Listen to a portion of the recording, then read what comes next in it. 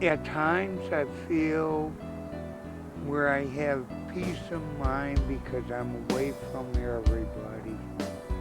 But there's times when it's cold, raining, then you feel like a piece of dirt. Homelessness is one of the greatest social tragedies imaginable. A home acts as a shelter and as a base and reference point for all of life's activities. It is hard to imagine not having a place to sleep, where friends and family are abundant and everything is within reach. The homeless live a life of solitude, struggling to get by from one day to the next. But even in this solitude, they are not completely alone. The word gets out and they know to wait for us. Ron Calandra heads a group of volunteers and workers who provide services for the homeless. I see a need, a great need. My heart cries out for these people. I see them in my sleep. I wake up and I pray for them. What starts off with a simple wave soon turns into a sea of hungry people anxiously awaiting the group that calls themselves Hearts for the Homeless. Uh-oh, hope you're ready. How many sandwiches? I told you to make 80, right? Extra pop, extra cookies. And Did you make 80? Don't count them. Behind each new face was a fascinating story waiting to be told. My situation is better than what it was before I hit bottom because I was abusing drugs and taking psych meds at the same time and drinking. But after doing criminal acts just to get drugs, like sell drugs and possess drugs, I did a year and a half in prison and I got sober. So God really worked in my behalf, but I had to go through something, even though this darkness was always light. No matter where these homeless faces come from, Ron and his team provide them with a meal and sometimes a prayer as well. God bless you. He can take those demons from you. You know what I'm saying? A couple of our clients needed prayer. One fella, he's got alcohol addiction and wanted prayer for that. But it is not a lack of religion that puts many of these people out on the streets. Oftentimes, one small event can push someone over the edge into homelessness. So right now you are homeless? Yeah, until next week, no, 2 more weeks. Well, I had a supposed to be roommate that was taking care of the place, and I guess he was doing more partying than anything else, and so when I got out, I didn't have a place to go back to. The reason why I'm homeless is I cannot work. I was in Erie, Pennsylvania, and I got hit by a car August 30th, and I cannot work. Mental disabilities are frequent among the homeless population and make it even harder to manage money and time. I have schizophrenia, and a lot of these people have mental problems too. Is when you're poor, you don't get the best health care. I've been diagnosed with schizophrenia, and I got back on my meds. I checked in the hospital. I had diabetes, and I have heart palpitations. I have schizophrenia, but you can't be controlled. Take medication. Say if prescribed by your doctor, you're okay. On this particular night, a record number of people showed up in front of the Buffalo Public Library, not to fill their bags with books, but to fill their stomachs. This is my busiest night so far this year, 2007, and it's very unusual because usually we estimate we had 80, so I'm estimating for 90. I have over that. This has by far been the busiest night since I've been on the team, yeah. For the most part, many among this mass of people have an optimistic air to them. They strongly believe in the one key element that it takes to come out of homelessness: hope.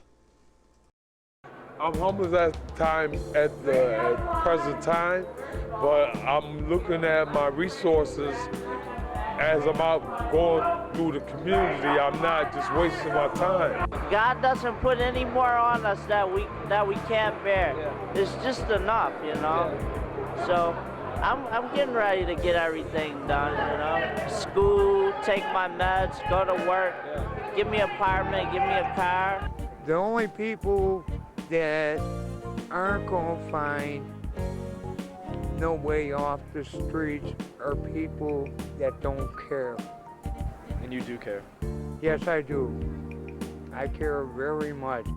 And perhaps even more fascinating than the potential futures of these homeless people is the difficult past of Ron Calandra, the man who they can always count on. At the thrift store he runs on Tonawanda Street, Ron shared the story of his own struggle with homelessness. Well, I was homeless when I was a kid. My parents were divorced, and my mother ended up getting addicted to drugs, and we lost everything and running from the police, just like you see on TV. And we ended up living in a Ryder truck. We were trying to make it from Florida to Texas. We made it as far as New Orleans, and so there I was 11 years old on the street. So I know what it's like, and that's why I have a real heart for it. The items in the thrift store are donated or bought and then resold at a reduced price to the poor. Among the thousands of articles in the shop, there are a select few treasured items that are not for sale. This portrait was painted for Ron by a skilled homeless artist named Dalton. I've seen a lot of the different work that he's done, portraits and just things that he's thought up on his own. I'm serious, he's an outstanding artist. After recognizing the high degree of Dalton's talent, Ron commissioned him to paint several murals on the walls of the thrift store. We paid him. I paid him. He did all the work around here for $1,000. So like I said, he's very talented. It took him a long time to do it. Ron's coalition, Hearts for the Homeless, is only one of many service organizations set up in Buffalo to help people on the streets. Bill O'Connell is the executive director of the Homeless Alliance of Western New York. We act as a support organization for agencies that are directly serving homeless and low-income folks. What that means is we do a lot of grant writing on behalf of organizations. We also do a lot of research around homeless, and particularly what the homeless population locally looks like. Bill put the gravity of the homeless situation in Buffalo into an astounding numerical figure. Here in Buffalo and Erie County, we have about 2,100 folks who are homeless at any given time. That includes about 350 to 400 folks who our outreach teams estimate are living on the streets. We all might know somebody who is a victim of domestic violence or family violence, or who has a problem with substance abuse, or has a mental illness. That doesn't mean they become homeless. People are homeless because they have those issues and they're poor. So really poverty is the root cause of all homelessness. As Bill spoke about his role in helping the homeless, James Irish approached from the city streets and soon began to share his own personal story. I used to install fire sprinklers. I was an X-ray technician assistant industrial. We X-rayed welds and pipelines. After being struck by a car, James was unable to continue working and soon lost his home. After the accident, I was in a coma and I was pronounced dead. Mr. Irish talked about his battle with drug addiction and the ruthlessness of drug-related crimes in Buffalo. The worst thing that I've experienced, me being an addict, is the drugs on the street.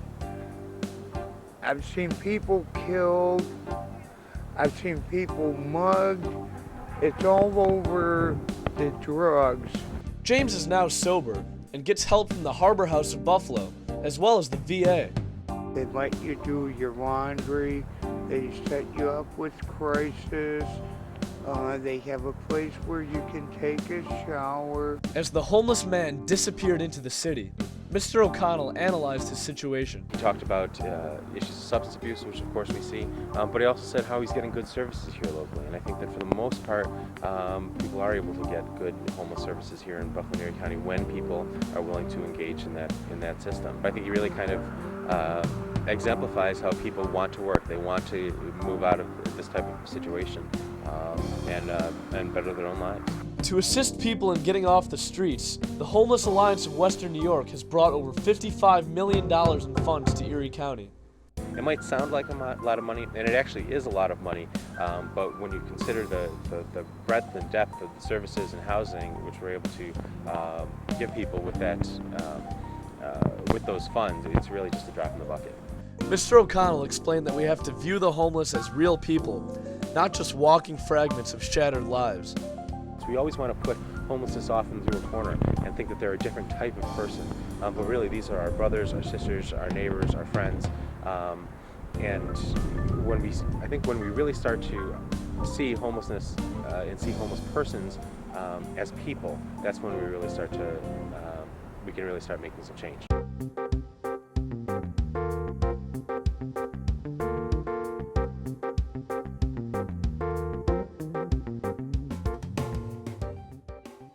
Some of the best people I've met are on the street. They've lost a lot over the years. I've already met attorneys, doctors.